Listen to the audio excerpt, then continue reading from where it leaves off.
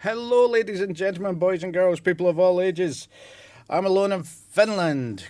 Some quick little housekeeping before we go down in the doobly doo down below. There are some links for various different things, and one of the ones that can save you a bit of money is the link for Marquee Dragon. If you play EVE Online, especially if you're in Europe, but also if you're in America, you can use my code and you'll get a 5% discount. I get a little bit of a kickback from that. I get some percentage off of it.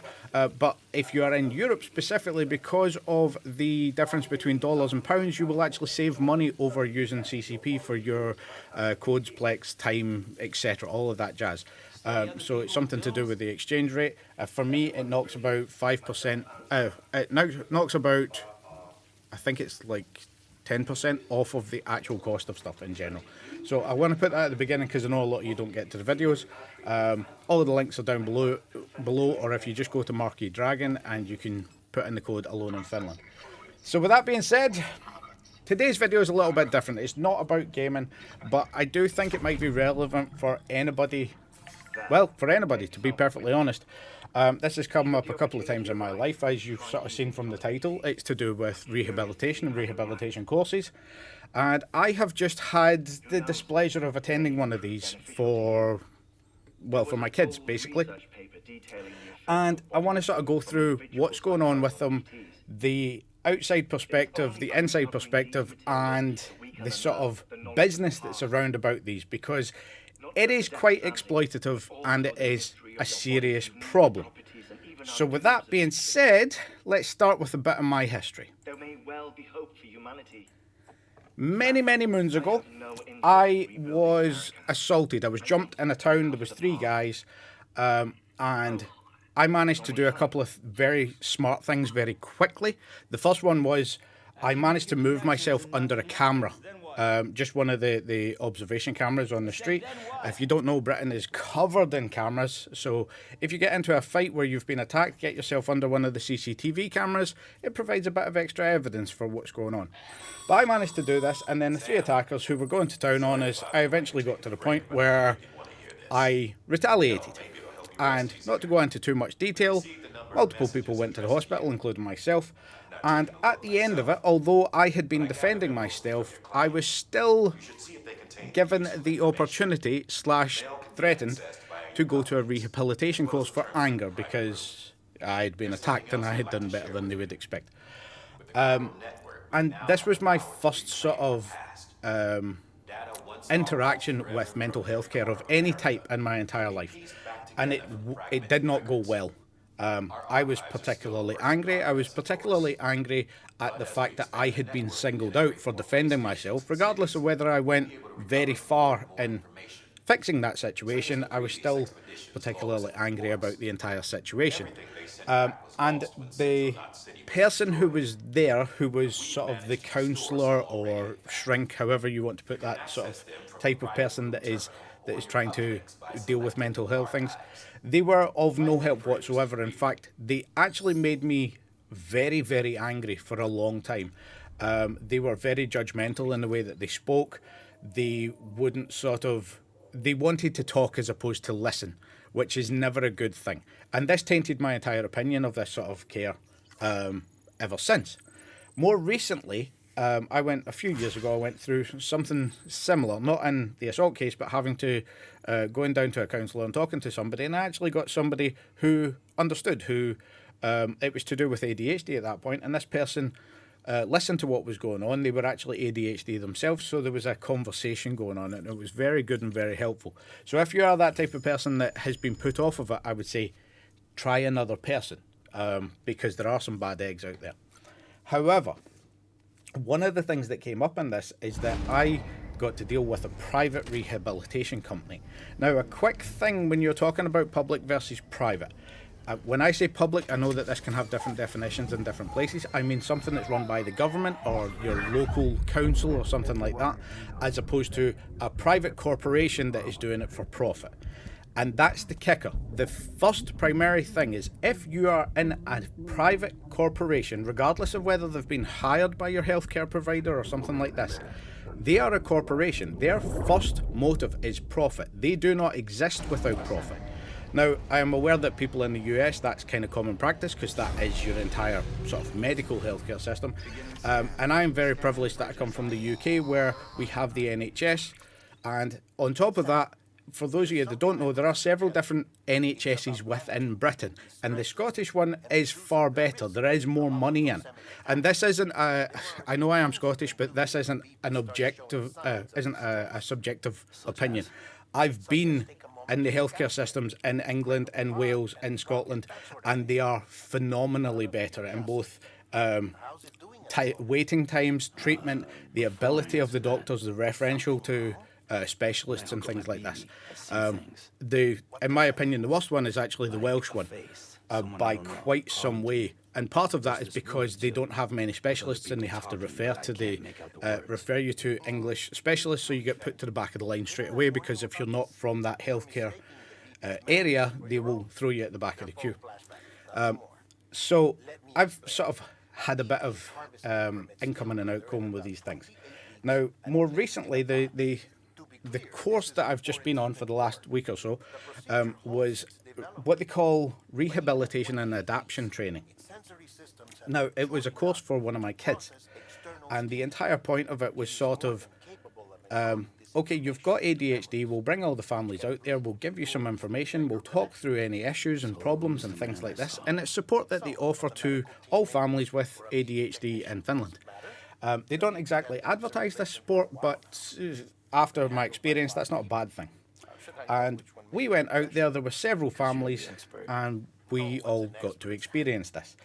And now what it was a company that is qualified and marked by external experts, fuck knows who they are, that say that they can provide rehabilitation. And that's it, just that word, rehabilitation.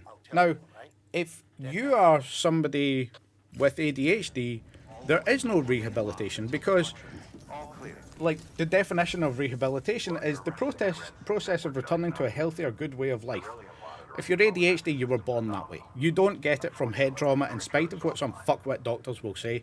You're born that way, it's genetic. It's been your ancestors all the way through. Some of them through various different teaching methods and various different experiences and schooling and things like that may have overcome some of the problems that are sort of attached with being a reactive brained person. But there is no rehabilitation. You do not reset to default or anything like that.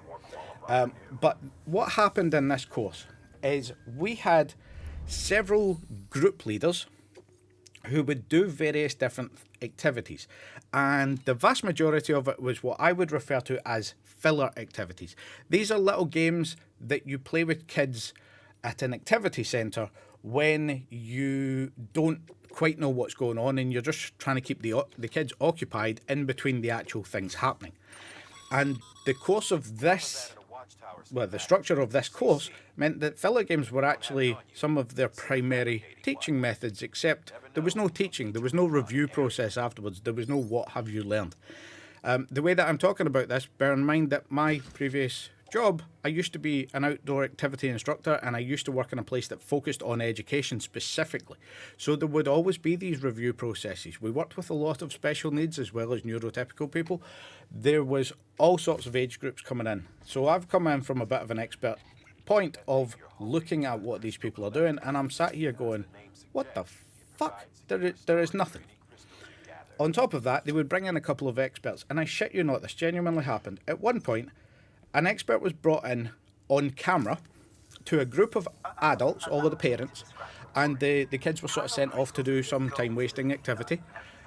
And this expert just basically described some of the symptoms of ADHD and some of the symptoms of autism, and then put up a sheet of paper on the camera. So it was projected onto the wall, you could read it, but it just had various different emotions on it, and she asked us in small groups to have discussions about those emotions. And she sat there for 45 minutes holding a piece of paper up against the fucking camera. Every person in that room had all of the knowledge she presented beforehand, because we've all had kids that for several years have been ADHD, and she just sat there. And this was an expert. This was somebody who is supposedly an expert in this, but it was such a useless fucking class. Now, part of the reason for that is because she was allotted an hour for some knowledge, but there was no sort of relevant point of the knowledge. There was no structure around this course whatsoever. And the other expert, there was 2 experts in a week, so out of an entire week, there was 2 hours of people that knew what the hell they were talking about. And the other one sort of went through a whole load of stuff, but she didn't have time to go into it in depth. So she sort of glossed over any, for instance, she talked about medication, but she glossed over any of the side effects. She talked about aggressive behaviour, but she didn't give any methods for dealing with it and things like this. So she presented sort of a pamphlet's worth of education very rapidly, and then didn't give you any of the sort of summations or the methods to deal with that. So it was an entire waste of time. The rest of the week was various team building sort of exercises that you would get at some bullshit corporate retreat, with no real sort of knowledge on how to run those courses properly. Several of the sessions were cut short because they ran out of time. For instance, there was a great one where, although it had no relevance to what they were doing, they gave us a sheet of paper with some stars on it. We had to get the kids to cut out the stars from a separate piece of paper that all had words on them, and they were supposed to go through and explain all of the emotions that were written down on these star images, and then stick them onto the ones that you had, like 30 of them that applied, 30 of them in general. You had to pick 20 that applied to your kids, stick them down, then laminate them. And they had this sessioned out for an hour. But they've got a room full of ADHD kids. It was done in 20 minutes, and they had no sort of secondary, no fallback, so they just sent everybody away. All of the parents were the ones doing the explanations. So, for instance, one of the problems I noticed is we had one parent there who, not to single the person out, but the person was particularly young. She was quite clearly ADHD and autistic, although having no diagnosis. And this person needed a hell of a lot of support. They weren't there with a partner because there was no partner in a relationship, but they were there with a parent, one of their parents or grandparent of the child. But the grandparent, although she was very nice and polite, she didn't really know what to do. And you could see that the child was spiraling out of control, not because of their conditions, but because the parent didn't have enough emotional maturity to deal with the child. And it was tragic because that's the kind of person that really needs help and some sort of rehabilitation. And they were sent to this place for a week for nothing. From my point of view, and from several of the parents' point of view, the other side of this is it was a week off work. So it was a week without money to go on this stuff. It was put up in a nice hotel because this company operates out of very nice hotels. So they are getting government money to do this stuff. They're not providing any care, but they get to exist in nice hotels and have the food from there. And it's a fucking scam. An absolute fucking scam. Now, the reason it's pissed me off so much is because I have had this sort of care in the past that didn't provide anything, because at the end of the day, a private company relies on profit. They've gotten paid for what they did. And that's it. And I am aware of people in America, friends of mine that were previous service personnel that have had this kind of rehabilitation, and it's become a running joke that there is no rehabilitation. It's just a couple of days at a resort or a hotel or something like this. And you see this as well with sort of rehabilitation for drugs and things like this. Everybody has seen some sort of star go into a rehabilitation thing, come out and immediately relapse. Or like your man off of Friends that had, 20 different spits in rehabilitation, but was getting drugs into the rehabilitation centres because at the end of the day, they don't really care if they're making their money. And the reason I'm talking about this is because if you are out there, if you experience this in your life, just be aware of the care provider. If it's government made, so it's being paid by the government, not an individual company that's taking money from the government, then that's a different thing. That's people who, they don't need to continue their company to exist in their situation. They are in it for the help as opposed to in it for a wage. There was a few of the leaders on this course that were quite clearly disinterested in everything. One of them that never got off of their phone aside from talking to the kids to explain something at the beginning of the thing, and then phone comes out and ticking away.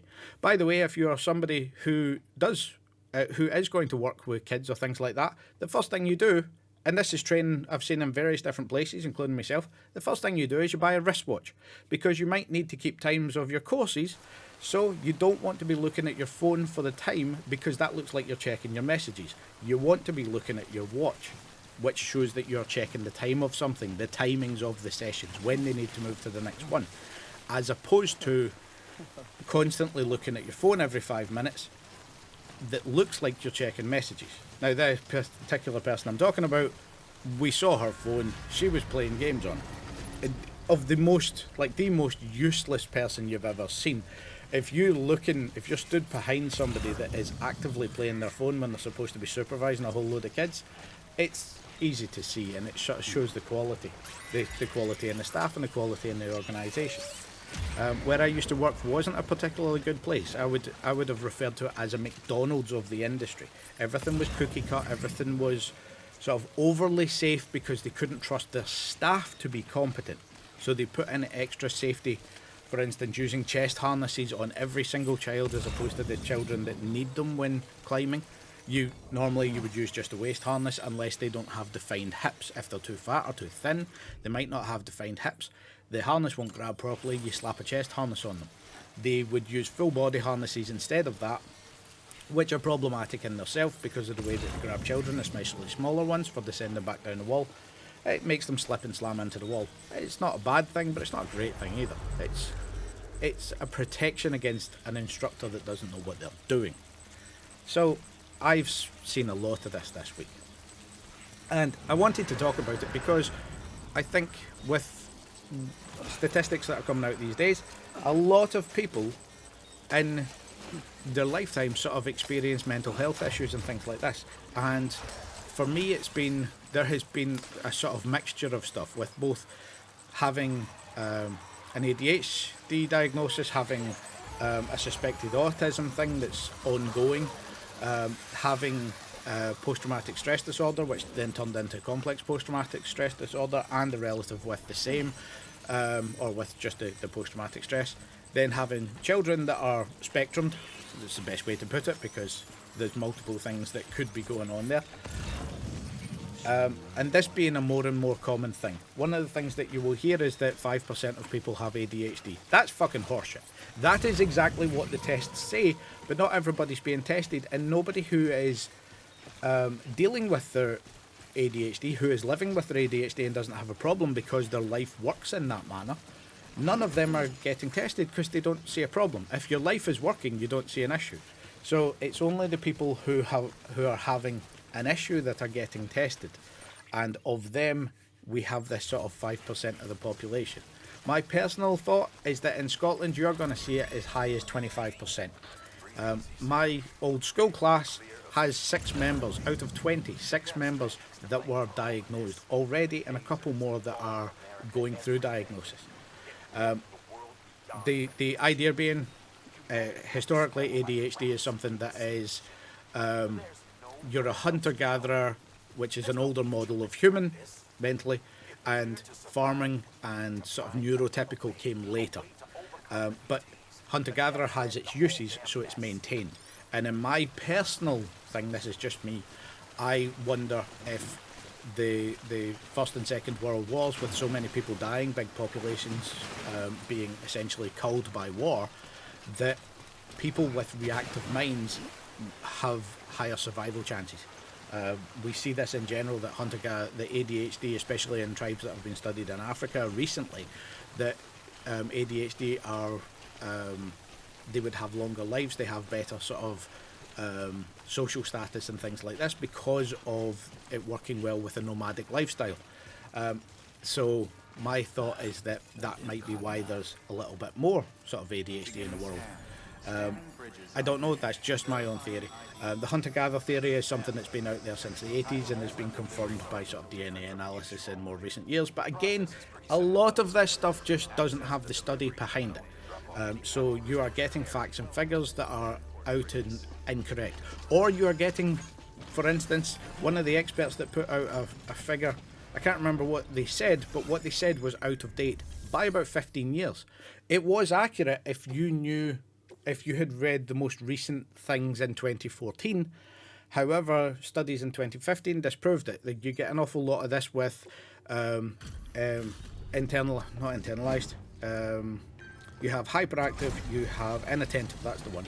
Then you have combined ADHD. And they were talking about the problems with inattentive, and they were describing it as ADD.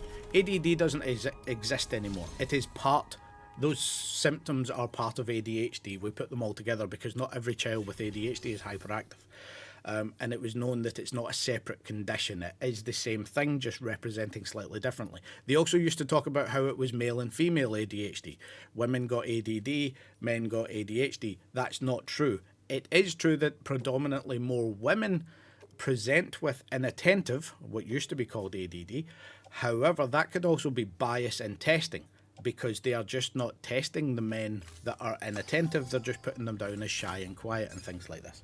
So there's a whole load of science there that is inaccurate because it's been refuted or corrected. But there's also stuff that just hasn't been done.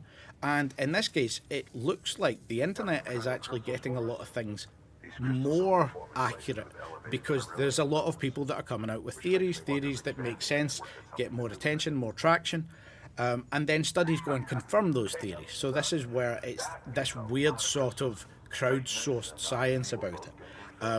But at the base event, everybody's different, and you need to sort of look at as much information as possible to work out what's going on. For me, for example, and this came up in ADHD Hunters in a Farmer's World, I think the book is. There's one particular person that was talking about it where medication does not work in certain instances. Medication only works in some instances, and it actually sort of turns off the ability to spike thoughts all over the place, left and right, and jump in between topics. So when this person, who was a university lecturer, tried to do a lecture, which they'd been doing for 20 years, they tried to do it while taking their medication. They usually didn't take their medication for this. And all of a sudden they found themselves referring to notes and not able to think of the next topic, and being stuck because their brain had been sort of pulled back in from reactive to sort of planning brain. So they couldn't do things in the same way. And I've noticed this with driving. I do not use my medication when I'm operating heavy machinery, which ironically is one of the things that they talk about as being a bonus. You will be more able to focus on your tasks. Actually, when you're running an excavator or a forestry machine, you need the ability to react to stuff that's in your peripheral that's going on. You need to be able to sort of very quickly have your brain react without an active thought process, if you're skilled at running those machines. So for instance, if you're doing something on a hill and something starts slipping, you will have a slower reaction time in some cases when you're on medication. Some medications, I've not experienced them all, and there are some in America that are sort of banned in Europe. But I've noticed that they become more dangerous because my focus is on exactly what is in front of me and not everything sort of grabbing my attention. But with that, these type of courses, these rehabilitation courses, they could be good. There is potential in them. So there has to be some good ones out there, because, well, people must have gotten benefits from them.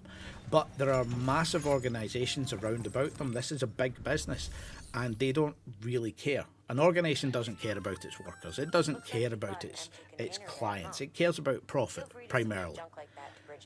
If you take a healthcare system like the NHS in Britain, and you were to privatise it, the first thing that you need to do when you privatise it is pay the people who invested the money to buy it. So that means paying out for shares. That means paying out profits. That means creating profits. And this is where you see discrepancies. Like, for instance, there was a few years ago, somebody put together a list of costs and things like this, and their rough summary was that the US government actually pays not subsidies, not anything else, but they pay 4 times more per person for healthcare than the UK does. Then on top of that, they have subsidies, and on top of that, individual people pay in approximately 42 times more than the British government pays per person. So in America, they're spending over 50 times on the amount of money on healthcare, but they still have a healthcare system that is worse in most respects, and massive amounts of people are untreated. Now, if you're British and you're sat there going, well, the British NHS is crap, that's a bias situation. You've experienced that and not the other ones. This is why I sort of recognised it when I went down to live in Mold in North Wales, and I was working and experiencing hospitals in Wrexham, Bodylewin and Chester, and going, what the fuck is going on here? How is this the norm? Because I've experienced Kilmarnock and Glasgow Royal and things like that, hospitals in Scotland, and while there might have been waiting times, I've never experienced the amount of waiting times that I was there in England. And with working at an activity centre, I was out to the hospitals constantly with the kids, never mind myself. I had a few big incidents, some motorbike crashes and a fall off a wall when I was climbing that sent me out there. But at the same time, I was there sort of constantly because you need to escort the kids if they don't have a local parentis, a registered guardian on site with them. And the amount of times where we spent 8 to 12 hours in the hospital for very little stuff. Or, for instance, a friend of mine that had a car accident who was in Wrexham Malheur Hospital, who was discharged without them checking the C-section of his neck. So he had been put in a spinal board. He had cracked his head. The skull had been cracked, and they didn't check his neck or his spine before discharging him. And when he passed out the next day, then they did the checks and realised there was an issue. The lack of care was astounding. And this person saw doctors, and you're just sat there going, what the fuck is going on? So there is a little bit of an expertise behind this here, or at least a little bit of experience behind these statements. Having experienced healthcare sort of throughout Europe and a little bit in North Africa, there's some other places that I have some experience of, and it becomes a running joke out here. One of the immigrants I worked with said it best. He said he'd experienced healthcare in Somalia, Djibouti, which is sort of 2 countries up from Somalia on the African Horn, then Italy, Germany and Finland, and our place where we live in Eastern Finland has the worst healthcare out of any of them. The healthcare in Helsinki and in Kuopio is far better, but where we are, it doesn't compare to a third world country, because if you ask for a doctor's appointment, you don't get one. If you need to go and see an ambulance, if you need to go by ambulance, you go by ambulance. But aside from that, there is almost no healthcare. There is sort of other things available. For instance, when I phoned up for my shoulder, I didn't get a doctor's appointment. I got straight through to a physio.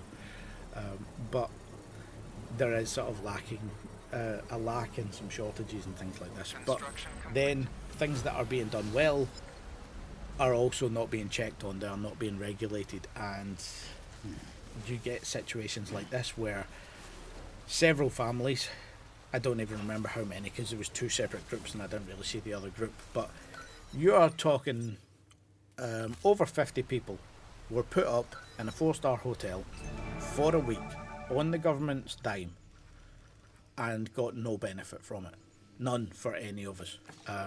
It was something that was talked about, because the entire last day was actually, how did you find the service? And you sat there going, shit. And it's really funny that there's a bit of a bias in the review process, because they're asking you, and it's one of the people you've dealt with. So you would get a bias in reviews and answers. But they also had to fill in a thing for the government, and most people put the same thing down.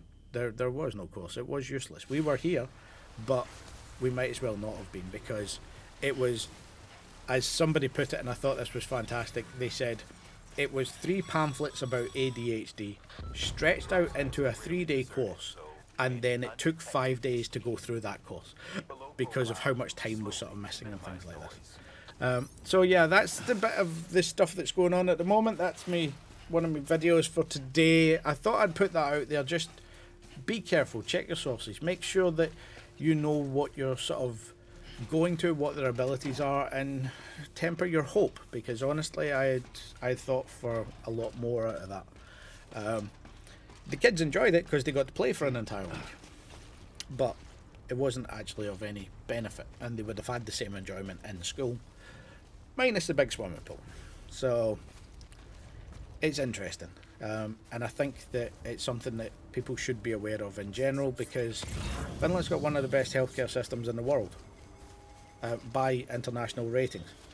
It also, and this is hysterical, anybody that hears this will understand where the weirdness is.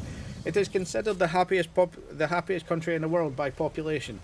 We also have the highest suicide rate in the world of any country. How do you get those two same things? As somebody said, all of the people that are depressed kill themselves. But there is some interesting stuff going on here, and it is not always grand, but at the same time it's not a Finnish issue. I've experienced the same things in Britain. I know people from France, from America, from Germany that have experienced the same thing out there. These sort of corporations that can make a buck exist. And although you might get well-meaning people coming in to work at them, after a little while they are not so well-meaning. They are jaded because the company isn't putting in what they need. The amount of Disney characters I saw this week were ridiculous, which was hysterical. I doubt they were licensed. Also, and I'm not going to say the name of the company, but you can probably find it from this. If you had the word Corona in the company that you founded in 2019, would you not change the name by 2021 and not leave it like that? Jesus. But I thought that one would be out there, because you're probably going to get flagged by any YouTube videos and stuff like that. But yeah, that's sort of what's going on. If you're in situations like that, mental health and things like that, reach out to people, talk to people. In my experience in general, it is best to talk to people. That is the most basic thing. And if you're not getting good results off of talking to people, try talking to other people. Family is not always the way. Sometimes it needs a stranger or somebody else. Try and stay off Reddit. It's a bit too harsh for stuff like that. The ADHD forum on Reddit is run by a particular person who is... I wouldn't be surprised if they were a flat earther.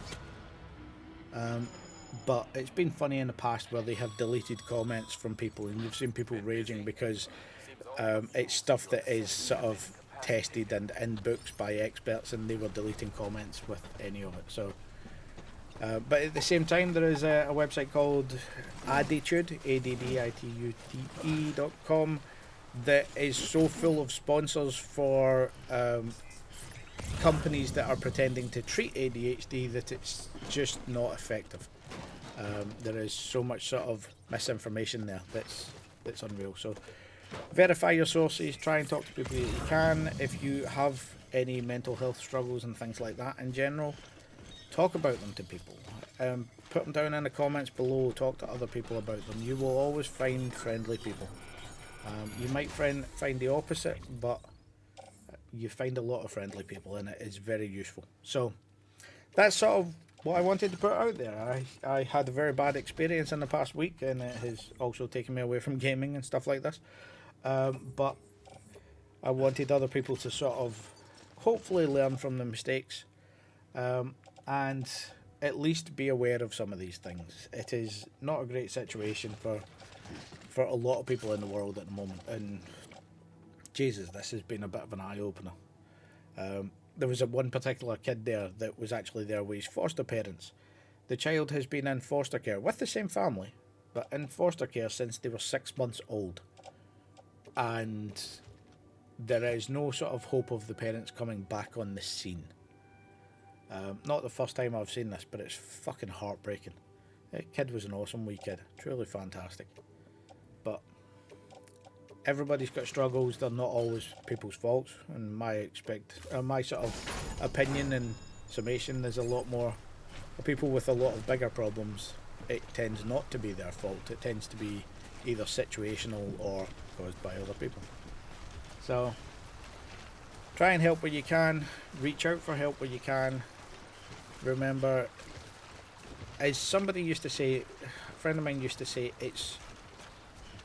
they would call any mental health issues weakness, and a lot of people would disagree with them. Now, I actually agree with them, funnily enough.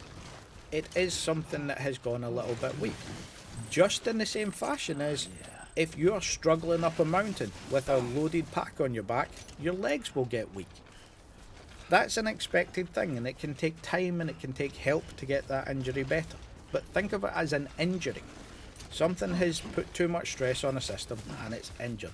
So take your time and try and restore it. And if you need a bit of help, whether it's physio for your body or physio for your brain, then have a look at that. And much the same as physios, you can get good ones and bad ones. Just try and look around, shop around, and don't be too disillusioned when shit goes sideways. But yeah. So, thanks for listening to all of that. It's been a pleasure as usual. I am going to go and play a game and then probably make a video on it. Then drill some holes in my wall because I'm weird. But yeah, bye!